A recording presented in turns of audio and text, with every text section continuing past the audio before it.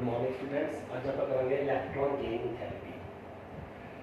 Electron gain in therapy ये करने तो पहले तो मैं दसदा भी ऑक्टेट रूल पूरा करने वास्ते ऑक्टेट रूल का मतलब होता है एक एटम के बाहरले शेल में 8 इलेक्ट्रॉन होने चाहिए then it is stable. Means हर एक शेल में अगर सब शेल होंगे S P D and F उन्होंने S ते P जो कि बहुत ही स्टेबल सब शेल है, एनर्जी घट है, जे वो पूरे हो जाए S ते P तो एटम अपने आप को स्टेबिलिटी एक्वायर कर लेता है। मीनस एटम स्टेबल हो जाता है जो उन्होंने आउटर शेल का S सब शेल तो P सब शेल भरिया हो। S में 2 इलेक्ट्रॉन जाते हैं, P में 6 जाते हैं, टोटल 8 इलेक्ट्रॉन जो बाहरले शेल चले जाते हैं। Atom is stable and acquire noble gas configuration तो एक नोबल गैस बन जाता है। इस करके जो एटम के 1 तो लैके 7 तक इलेक्ट्रॉन हो तो वो इलेक्ट्रॉन या तो लॉस करता है या गेन करता है या शेयर करता है, यानी अपना हर तरीके ऑक्टेट पूरा करता है। जो किसी के बाहरले शेल में 5 6 या 7 इलेक्ट्रॉन हो तो वो अकॉर्डिंग वो 8 इलेक्ट्रॉन पूरे करने वास्ते 3 इलेक्ट्रॉन गेन कर सकता, 2 इलेक्ट्रॉन गेन कर सकता या 1 इलेक्ट्रॉन गेन कर सकता ताकि वो 8 पूरे हो जाए तो नैगेटिव आयन बन जाता है। फॉर एग्जाम्पल तुम सुनिया होगा क्लोरीन है, क्लोरीन का एटॉमिक नंबर जो होता है 17 होता है।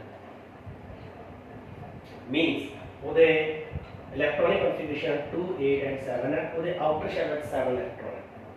मीनस इन स्टेबल होने वास्ते 1 इलेक्ट्रॉन की जरूरत है तो वो 1 इलेक्ट्रॉन गेन करता है। कितों गेन करता है? किसी होर तो जिन्हें लॉस करके ऑक्टेट पूरा करना, जिवें फॉर एग्जांपल सोडियम है, सोडियम का एटॉमिक नंबर 11 है, ਇਹਦੀ इलेक्ट्रॉनिक कॉन्फिगरेशन 281 है, ਇਹਦੇ आउटर शेल में 1 इलेक्ट्रॉन है। ये 7 इलेक्ट्रॉन का गेन कर नहीं सकता, ये 1 इलेक्ट्रॉन लॉस कर देता है ਤੇ ਉਹੀ ਇਲੈਕਟ੍ਰੋਨ ਇਹਦੇ ਵਾਸਤੇ ਇਨਕਮਿੰਗ ਬਣ ਜਾਂਦਾ, ਇਹ ਨੂੰ ਗੇਨ ਕਰਦਾ। ਯਾਨੀ ਇਲੈਕਟ੍ਰੋਨ ਨੂੰ ਤੁਸੀਂ ਸੋਡੀਅਮ ਦੇ ਐਟਮ ਤੋਂ ਰਿਮੂਵ ਕਰਨਾ ਤੇ ਕਲੋਰੀਨ ਦੇ ਵਿੱਚ ਉਹਨੂੰ ਲੈ ਲੈਣਾ, ਯਾਨੀ ਇਹਨੇ ਗੇਨ ਕਰ ਲੈਣਾ ਇਲੈਕਟ੍ਰੋਨ, ਇਹਨੇ ਲਾਸ ਕਰ ਦੇਣਾ। ਕਿਉਂਕਿ ਇਲੈਕਟ੍ਰੋਨ ਜਿਹੜਾ ਹੁੰਦਾ ਉਹ ਨਿਊਕਲੀਅਸ ਦੇ ਨਾਲ ਬਾਉਂਡ ਹੁੰਦਾ ਹੈ, ਕਿਉਂਕਿ ਇਹਦੇ ਤੇ ਪੋਜ਼ਿਟਿਵ ਚਾਰਜ ਨਿਊਕਲੀਅਸ ਤੇ ਇਲੈਕਟ੍ਰੋਨ ਤੇ ਨੈਗੇਟਿਵ ਚਾਰਜ। ਕਿਉਂਕਿ ਨਿਊਕਲੀਅਸ ਦੇ ਨਾਲ ਇਹ ਇਲੈਕਟ੍ਰੋਨ ਬਾਉਂਡ ਹੈ, ਇਹਨੂੰ ਤੋੜਨ ਵਾਸਤੇ એનર્ਜੀ ਚਾਹੀਦੀ ਹੈ। यानी ये इलेक्ट्रॉन कटना हो आउटर शेल में एनर्जी चाहिए है। The energy is required to remove this electron from the outer shell. That energy is called ionisation therapy, जो आप पिछले चैप्टर्स कर चुके हैं, पिछले लेक्चर्स कर चुके हैं। यही इलेक्ट्रॉन जो क्लोरीन के आउटर शेल में एंटर होता है तो उस इनकमिंग इलेक्ट्रॉन ते इस न्यूक्लियस का अट्रैक्शन बन जाती है, उस अट्रैक्शन के नाल एनर्जी लॉस होती है। That loss energy is known as electron gain therapy. Means electron gain therapy की है, it is the energy released, it is the energy lost, it is the energy change when incoming electron enters in the outer shell of an isolated atom. किसी भी isolated atom के outer shell में electron जो enter होता है तो उस electron के nucleus के विचार जो attraction होती है उसके करके जो energy लॉस होती है, that release of energy is known as electron gain therapy. Clear हो गया? इतने इलेक्ट्रॉन कटने वास्ते आयोनाइजेशन थेरेपी होती है, इलेक्ट्रॉन रिमूव करने वास्ते क्योंकि अट्रैक्शन ਨੂੰ बड़ी बनाई अट्रैक्शन ਨੂੰ तोड़ना होता है। इलेक्ट्रॉन ਜਿਹੜਾ कि न्यूक्लियस ਦੇ ਨਾਲ ਬਾਉਂਡ ਹੈ, ਅਸੀਂ ਉਸ ਇਲੈਕਟ੍ਰੋਨ ਨੂੰ ਇੱਥੋਂ ਕੱਢਣਾ ਹੈ, अट्रैक्शन ਨੂੰ ਤੋੜਨਾ ਹੈ, ਇਸ ਕਰਕੇ ਜਿਹੜੀ એનર્ਜੀ ਉਹ ਰਿਕੁਆਇਰਡ ਹੋਗੀ, એનર્ਜੀ ਇਹਨੂੰ ਦੇਣੀ ਪੈਂਦੀ ਹੈ। ਉਹੀ ਇਲੈਕਟ੍ਰੋਨ ਜਦੋਂ ਇਹਦੇ ਕੋਲੇ ਜਾਂਦਾ ਹੈ तो ये वास्ते इनकमिंग इलेक्ट्रॉन बन गया। यही इलेक्ट्रॉन क्लोरीन वास्ते इनकमिंग बन गया। जिवें जिवें इलेक्ट्रॉन नेड़े आऊगा न्यूक्लियस के उवें उवें उस इलेक्ट्रॉन इनकमिंग इलेक्ट्रॉन ते न्यूक्लियस के विचकार आ गया इनकमिंग इलेक्ट्रॉन, आ तुहाडा हो गया न्यूक्लियस। इस इनकमिंग इलेक्ट्रॉन ते न्यूक्लियस के विचकार अट्रैक्शन बढ़ती जाऊगी। जदों ये आउटर शेल में एंटर हो जाऊगा तो अट्रैक्शन के कारण जी एनर्जी रिलीज हो जाएगी, उन्हें बोलते electron gain in therapy. Clear? तो डेफिनेशन में लिखना है, किसी नोट कर लो। डेफिनेशन लिखा लगना है, it is the energy released, it is the energy released when incoming electron enters in the outer shell of an isolated atom,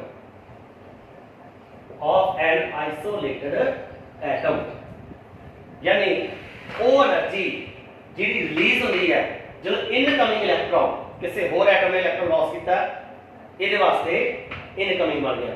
incoming electron enters in the outer shell of an isolated atom, यानी कि electron gain therapy energy release है। Clear हो गया?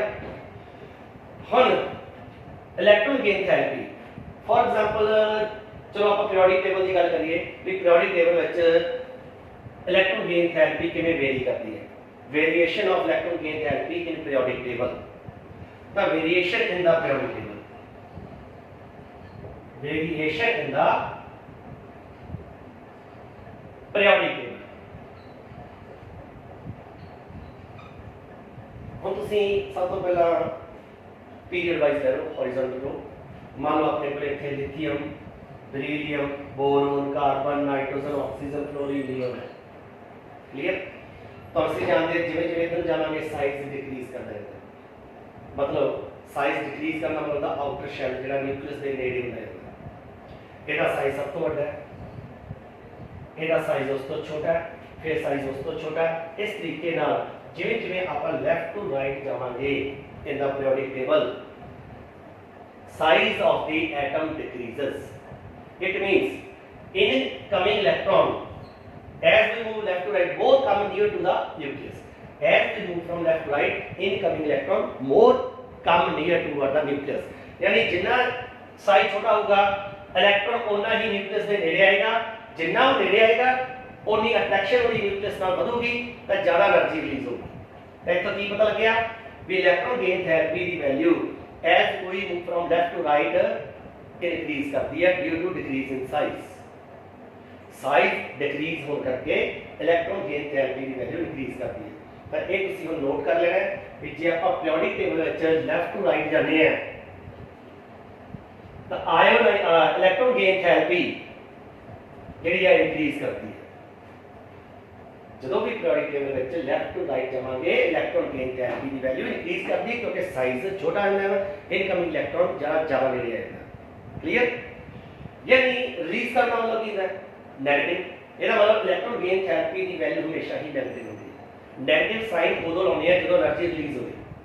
जो कोई भी atom या कोई भी पार्टिकल एनर्जी गेन करता तो उसकी वैल्यू पॉजिटिव रहती है, जे कोई लॉस करता तो उसकी नेगेटिव रहती है। इट मीनस तुहानू एक चीज़ और पता लगी भी इलेक्ट्रॉन गेन थेरेपी हमेशा नेगेटिव होती है। तो उन्नी ज़्यादा तो ज़्यादा नेगेटिव हो जाती है जिवें जिवें आप मूव करते हैं, जिवें जिवें लैफ्ट टू राइट आप मूव कर रहे हैं इलेक्ट्रॉन गेन थेरेपी जी है उसकी वैल्यू बढ़ी जाती है, नेगेटिव च बढ़ी जाती है, होर नेगेटिव हो जाती है, होर नेगेटिव हो जाती है, होर नेगेटिव हो जाती है। इत्थे तुसीं मैथमेटिकली ना सोचो भी नेगेटिव का मतलब होंदा घटना, भी होर नेगेटिव का मतलब होर घट गई, नहीं। इत्थे एनर्जी जिहड़ी हुंदी है वो नेगेटिव या पॉजिटिव कोई प्लस या माइनस साइन नहीं होंदा कला मैथमेटिकली। वो की होंदा है जिहड़ी एनर्जी आपां रिलीज करते हैं उन्होंने नेगेटिव मनी जाती है, जिहड़ी आपां गेन करते हैं उन्होंने पॉजिटिव मनी जाती है। यानी कि लै ली अपनी एनर्जी बढ़ गई आपां उन्होंने पॉजिटिव मनांगे, अपने जो घट गई तो आप उन्होंने नेगेटिव मनांगे।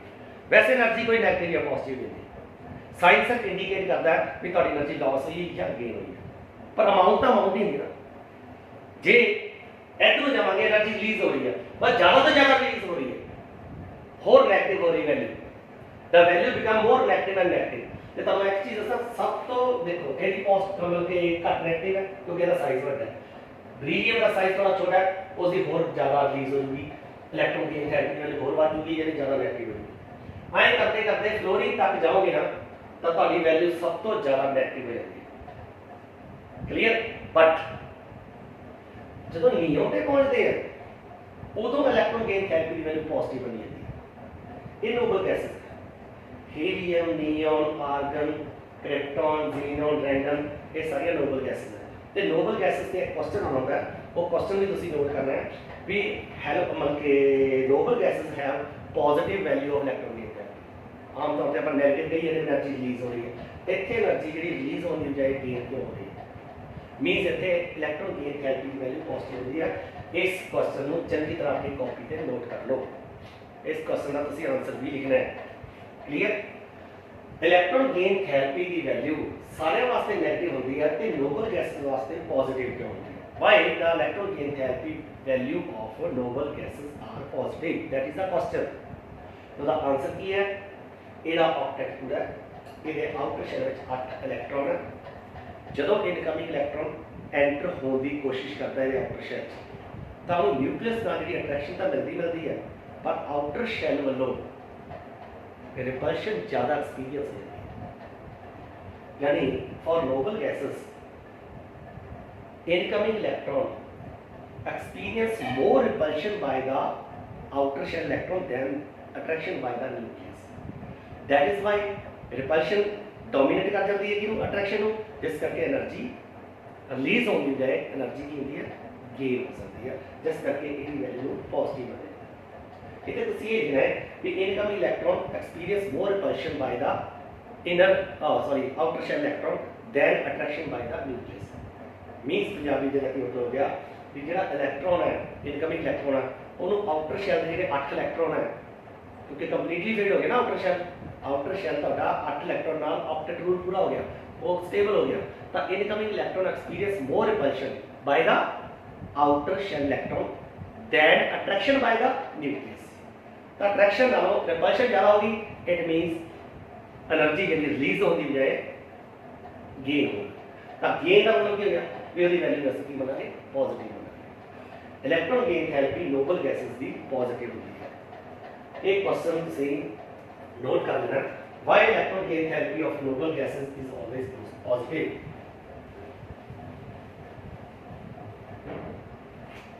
क्वेश्चन है why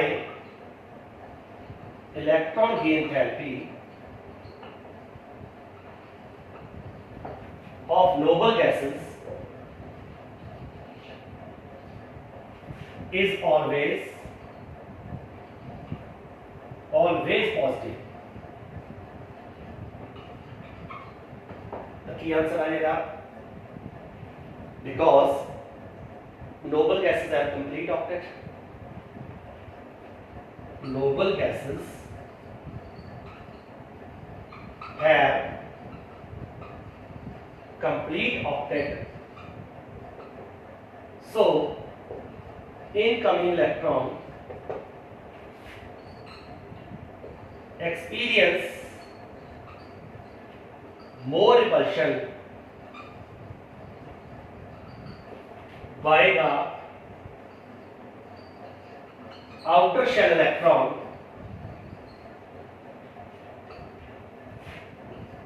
than attraction by the nucleus।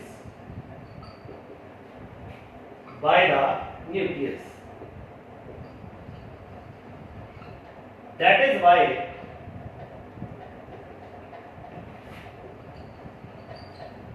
electron gain therapy of noble gases is always positive। ठीक है, क्लियर हो गया। ये क्वेश्चन बहुत इंपॉर्टेंट है, इस नोट से ध्यान नाल नोट कर लेना। ठीक है, हुण आपां गल करांगे हैलोजन फैमिली। हैलोजन फैमिली के विच साडे कोले 4 एलीमेंट आते, फैमिली के विच तां 5 आते हैं, बट हैलोजन 4 आते हैं। सब तो पहला नंबर है फ्लोरीन, 17वां ग्रुप पर आ जाए fluorine, chlorine, bromine, iodine.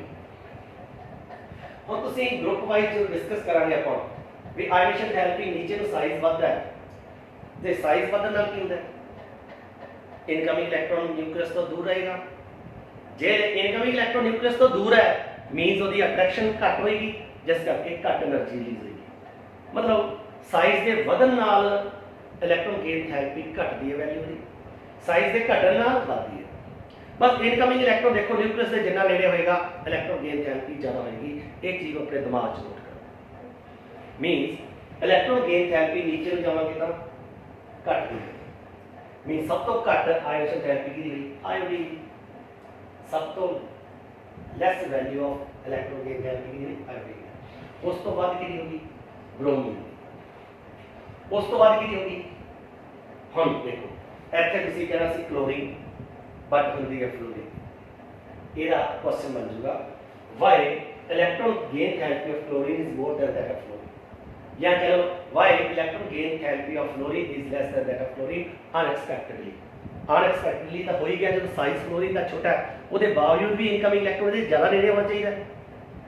So it have more release of energy than chlorine, यानी इसकी एनर्जी जी ज़्यादा रिलीज होनी चाहिए कि chlorine, but this is not the case. ਇਹ ਕਦੇ ਨਹੀਂ ਹੁੰਦਾ। ਕਿਉਂ ਨਹੀਂ ਹੁੰਦਾ? ਕਲੋਰੀਨ ਦੀ ਵੱਧ ਕਿਉਂ ਹੁੰਦੀ ਹੈ? ਇਹੀ ਕੇਸ ਜੇ ਆਪਾਂ ਆਕਸੀਜਨ ਫੈਮਿਲੀ ਕਹਿ ਲਈਏ ਤਾਂ ਆਕਸੀਜਨ ਦੀ ਸਲਫਰ ਨਾਲ ਵੀ ਸੇਮ ਹੀ ਹੈ ਵੀ ਆਕਸੀਜਨ ਦੀ ਘੱਟ ਹੁੰਦੀ ਕਿਹਦੇ ਨਾਲੋਂ? ਸਲਫਰ ਨਾਲ। ਕੀ ਰੀਜ਼ਨ ਹੋਇਆ? ਇਹਦਾ ਰੀਜ਼ਨ ਹੋਇਆ ਇਹਨਾਂ ਦੇ very small size. Very small size means ਆਪਾਂ ਜੋ ਲੈਫਟ ਟੂ ਰਾਈਟ ਇਹਦੇ ਸਾਈਜ਼ ਘੱਟ ਹੈ ਤੇ ਇਹਨਾਂ ਐਲੀਮੈਂਟਸ ਦਾ ਸਭ ਤੋਂ ਘੱਟ ਹੁੰਦਾ ਆਕਸੀਜਨ ਤੇ ਫਲੋਰੀਨ। ਹੁਣ ਫਲੋਰੀਨ ਦਾ ਸਾਈਜ਼ ਛੋਟਾ, ਇਲੈਕਟ੍ਰੋਨ ਹੈਗੇ ਆ 7 ਇਨ ਦਾ ਸੈਕੰਡ ਸ਼ੈਲ। 7 ਇਲੈਕਟ੍ਰੋਨ ਹੁੰਦੇ ਆ ਫਲੋਰੀਨ ਦੇ ਆਖਰੀ ਸ਼ੈਲ 'ਚ ਤੇ ਸਾਈਜ਼ ਬਹੁਤ ਛੋਟਾ। Second shell is very shorter than third shell. ਇੰਨਾ ਫਰਕ ਹੁੰਦਾ ਹੈ। ਆਹ ਤੁਹਾਡਾ ਫਸਟ ਸ਼ੈਲ ਹੋ ਗਿਆ, ਆਹ ਤੁਹਾਡਾ ਸੈਕੰਡ ਹੋ ਗਿਆ, ਆਹ ਤੁਹਾਡਾ ਥਰਡ ਸ਼ੈਲ ਹੋ ਗਿਆ। That is the lots of difference between the size of third shell and second shell. Means fluorine the size ਛੋਟਾ ਤੇ ਇਲੈਕਟ੍ਰੋਨ 7 ਹੈ। 7 ਇਲੈਕਟ੍ਰੋਨ ਕਰਕੇ the electron density is very highly dense. Electron density ਜਿਹੜੀ ਬਹੁਤ high ਹੁੰਦੀ ਹੈ। High ਹੋਣ ਕਰਕੇ ਸੇਮ ਰੀਜ਼ਨ ਆ ਜਾਂਦਾ ਵੀ ਜਦੋਂ ਇਨਕਮਿੰਗ ਇਲੈਕਟ੍ਰੋਨ ਇੱਧਰ ਐਂਟਰ ਹੁੰਦਾ ਹੈ ਤਾਂ ਉਹਨੂੰ ਹਾਈ ਇਲੈਕਟ੍ਰੋਨ ਡੈਂਸਿਟੀ ਦੁਆਰਾ ਸਾਈਜ਼ ਛੋਟਾ ਹੋਣ ਕਰਕੇ ਰਿਪਲਸ਼ਨ ਐਕਸਪੀਰੀਅੰਸ ਹੋ ਜਾਂਦੀ ਹੈ। ਉਹ ਰਿਪਲਸ਼ਨ ਜਿਹੜੀ ਹੈ ਉਹ ਅਟਰੈਕਸ਼ਨ ਨੂੰ ਥੋੜਾ ਜਿਹਾ ਘਟਾ ਦਿੰਦੀ ਹੈ, ਰਿਡਿਊਸ ਕਰ ਦਿੰਦੀ ਹੈ। ਹੁਣ ਇੱਕ ਚੀਜ਼ ਅਟਰੈਕਟ ਕਰੀ ਜਾਂਦੇ ਦੂਜੇ ਪਾਸੇ ਰਿਪੈਲ ਵੀ ਕਰ ਰਹੇ ਆ ਤਾਂ ਨੈਚੁਰਲੀ ਜਿਹੜੀ ਅਟਰੈਕਸ਼ਨ ਨੂੰ ਫਰਕ ਤਾਂ ਪੈ ਗਈ ਤਾਂ ਉਹ ਅਟਰੈਕਸ਼ਨ ਜਿਹੜੀ ਘਟ ਜਾਂਦੀ ਹੈ, ਘੱਟ એનર્ਜੀ ਰਿਲੀਜ਼ ਹੁੰਦੀ ਹੈ। ਇਸ ਕਰਕੇ ਫਲੋਰੀਨ ਦੇ ਕਲੋਰੀਨ ਦੇ ਕੇਸ ਇਸ ਤਰ੍ਹਾਂ ਨਹੀਂ ਹੁੰਦਾ, ਕੋਈ ਰਿਪਲਸ਼ਨ ਨਹੀਂ ਕਿਉਂਕਿ ਕਲੋਰੀਨ ਦਾ ਸਾਈਜ਼ ਵੱਡਾ ਹੈ। ਉਹਦੇ ਤੇ ਆ ਜਿਹੜਾ ਫੈਕਟਰ ਲਾਗੂ ਨਹੀਂ ਹੁੰਦਾ। ਕਲੀਅਰ ਹੋ ਗਈ ਮੇਰੀ ਗੱਲ? ਤਾਂ ਕਹਿਣ ਦਾ ਮਤਲਬ ਇਹ ਹੈ ਵੀ fluorine and oxygen have very small size, so incoming electron experience some repulsion by the outer shell electrons. That is why less amount of energy is released, so the electron gain enthalpy of fluorine is less than that of fluorine. मेरे ख्याल में तुम बोल के इसका answer लिखवाता। Question तो मैं लिख देना है, उसी इसको नोट कर लियो। क्वेश्चन जब पर हेलोजन चो आता है पर ये लागू ऑक्सीजन के सल्फर पे भी हो रहा है। क्लियर? इसको नोट कर लो। Why electron gain enthalpy of fluorine is less than that of chlorine. इसका आंसर तो मैं बोल के लिखवाता है। क्लियर? इसको ध्यान नोट कर लियो, प्रॉब्लम नहीं था कुछ नहीं।